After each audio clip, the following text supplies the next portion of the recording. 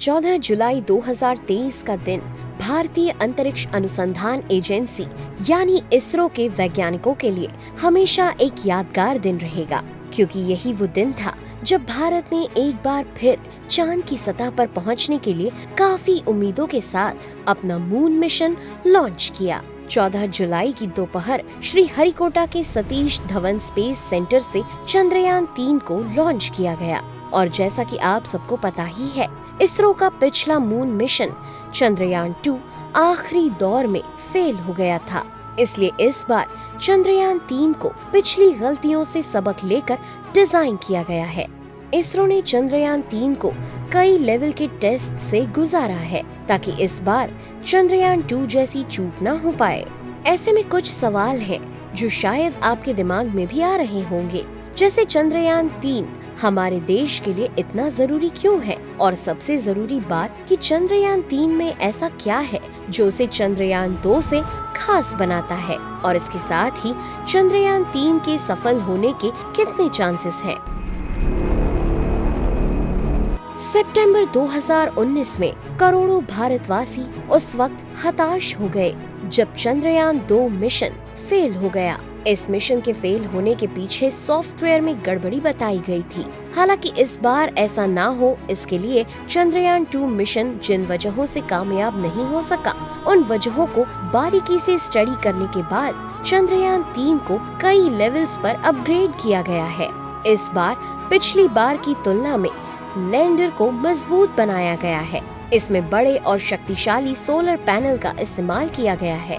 चंद्रयान 3 की स्पीड को निर्धारित करने के लिए एक्स्ट्रा सेंसर लगाए गए हैं। कुल मिलाकर अगर देखा जाए तो इस मिशन में हर गलती की गुंजाइश को खत्म करने का प्रयास किया गया है। चंद्रयान 1 के बाद चंद्रयान 2 को लॉन्च करने में इसरो को 10 साल से ज्यादा का समय लगा था, लेकिन चंद्रयान 2 के 4 साल बाद ही चंद्रयान 3 अपने सफर पर निकल चुका है। ऐसे में अगर इस मिशन में कामयाबी मिलती है तो इससे न सिर्फ भारत की दुनिया में मजबूत छवि बनेगी, बल्कि इससे ये भी साबित होगा कि हमारा इसरो नासा से कम नहीं है, जिसके बाद हमारे इसरो को नासा की तरह बड़े बड़े इंटरनेशनल स्पेस प्रोजेक्ट्स मिलने लगेंगे।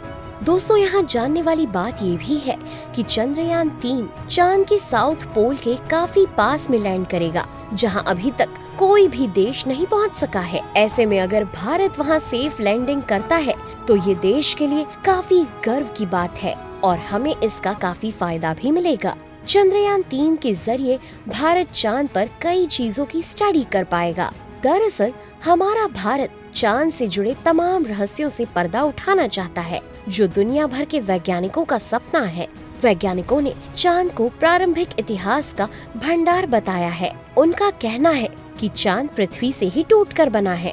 ऐसे में मानव गतिविधियों के कारण पृथ्वी से जो रिकॉर्ड मिट गए हैं, वो चंद्रमा पर अब भी रिजर्व्ड हैं। चांद की खोज से हमें धरती के प्रारंभिक इतिहास को समझने का मौका मिलेगा। साथ ही चंद्रमा की स्टडी से पृथ्वी के साथ चंद्रमा के रिश्ते और सोलर सिस्टम की गहराइयों को भी आसानी से समझा जा सकेगा। चंद्रमा पर पृथ्वी के कंपैरिजन में ग्रेविटी कम है, लेकिन यहाँ रेडिएशन ज्यादा पाया जाता है। इसलिए अब वैज्ञानिक इस बात की खोज करने में जुटे हैं कि रेडिएशन कैसे इंसान के अंदर पाई जाने वाली कैंसर जैसी बीमारियों को रोकने में कारगर है और कैसे रेडिएशन इंसान की हड्डी और मांसपेशियों को ठीक कर सकता है। ऐसे में अगर चंद्रमा पर सेफ लैंडिंग होती है तो आने वाले समय में वैज्ञानिक चंद्रमा को स्पेस स्टेशन के रूप में इस्तेमाल कर सकते हैं, ताकि भविष्य में दूसरे ग्रह पर जाने में आसानी हो। इसके अलावा वे चांद को अपना टेस्ट लैब भी बना सकते हैं, ताकि वे अंतरिक्ष में होने वाली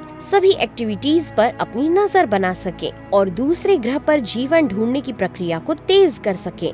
वैसे दोस्तों, चंद्रमा पर कई प्रीशियस मिनरल्स भी मौजूद हैं और यही वो कारण है जिसकी वजह से दुनिया भर के वैज्ञानिक चांद की सतह पर उतरना चाहते हैं। वैसे इन सभी बातों को ध्यान में रखकर अक्टूबर 2008 में भारत का पहला चंद्रयान लॉन्च हुआ था, जिसकी मदद से पूरी दुनिया ये जान पाई कि चांद पर वाटर मॉलिक्यूल्स प्रेजेंट हैं। लेकिन ध्यान देने वाली बात तो ये है कि उस समय चंद्रयान की सॉफ्ट लैंडिंग नहीं हो पाई थी, मगर उसके डेटा से रिसर्चर्स आज भी नए नए फैक्ट्स पता लगा पा रहे हैं।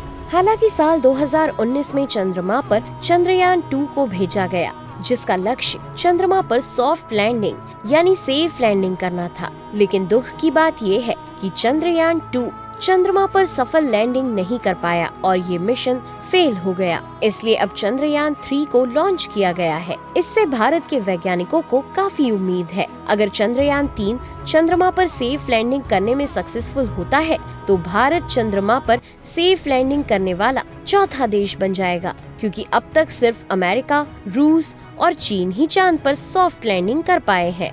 सवाल अब भी हमारा वही है कि चंद्रयान 3 में ऐसा क्या है जो उसे चंद्रयान 2 से खास बनाता है। तो इसे समझने के लिए आपको कुछ टेक्निकल टर्म्स को समझना होगा। चंद्रयान 2 के मिशन में पेलोड के 3 मेन पार्ट्स थे, लैंडर, रोवर और ऑर्बिटर। लेकिन चंद्रयान 3 के लिए ऑर्बिटर नहीं बनाया गया, क्योंकि चंद्रयान 2 का ऑर्बिटर पहले से ही चंद्रमा के ऑर्बिट में मौजूद है। ऐसे में जरूरत पड़ने पर उसी का इस्तेमाल किया जाएगा। चंद्रयान 3 में ऑर्बिटर के बजाय इंडिजीनियस प्रोपल्शन मॉड्यूल का इस्तेमाल किया गया है। यहाँ जिन्हें प्रोपल्शन मॉड्यूल के बारे में नहीं पता, उन्हें बता दें कि प्रोपल्शन मॉड्यूल अंतरिक्ष मिशन पर जाने वाले यान का पहला हिस्सा होता है। ये किसी भी स्पेस शिप को उड़ान भरने तक की ताकत देता है। वहीं चंद्रयान 3 का दूसरा और सबसे महत्वपूर्ण हिस्सा उसका लैंडर है, क्योंकि इससे ही उसे चांद की सतह पर उतारा जाएगा। रोवर को चंद्रमा की सतह तक सही तरीके से पहुंचाने की जिम्मेदारी इसी की होती है। और चंद्रयान का तीसरा महत्वपूर्ण हिस्सा उसका रोवर है, जो लैंडर के जरिए चंद्रमा की सतह पर उतरेगा और फिर मूवमेंट करके वहाँ की जानकारी जुटाएगा, जिसमें चंद्रमा की तस्वीरें लेना, वहाँ की टेम्परेचर की रीडिंग करना और वहाँ की चट्टानों और मिट्टी के सैंपल वगैरह को इकट्ठा करना शामिल है।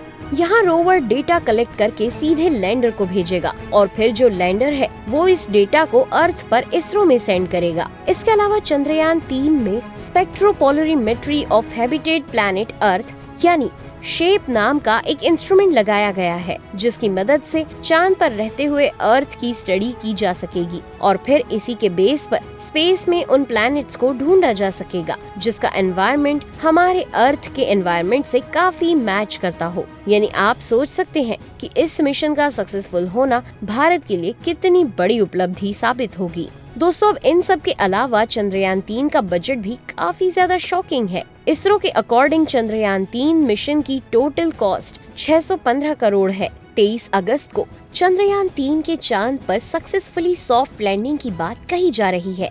ऐसे में अगर हमारा ये मिशन सफल हो जाता है तो भारत का नाम न सिर्फ देश में बल्कि दुनिया भर में गर्व से लिया जाएगा। तो दोस्तों, आपको क्या लगता है, क्या इस बार हमारा चंद्रयान 3 मिशन सक्सेसफुल हो पाएगा? अपना जवाब हमें कमेंट में जरूर बताएं। हमारे इस वीडियो को लाइक और अपने दोस्तों के साथ शेयर करना मत भूलिएगा। फिर मिलेंगे अगले वीडियो में नए टॉपिक के साथ। तब तक के लिए नेहा आगरकर को दे आज्ञा। जय हिंद, जय भारत।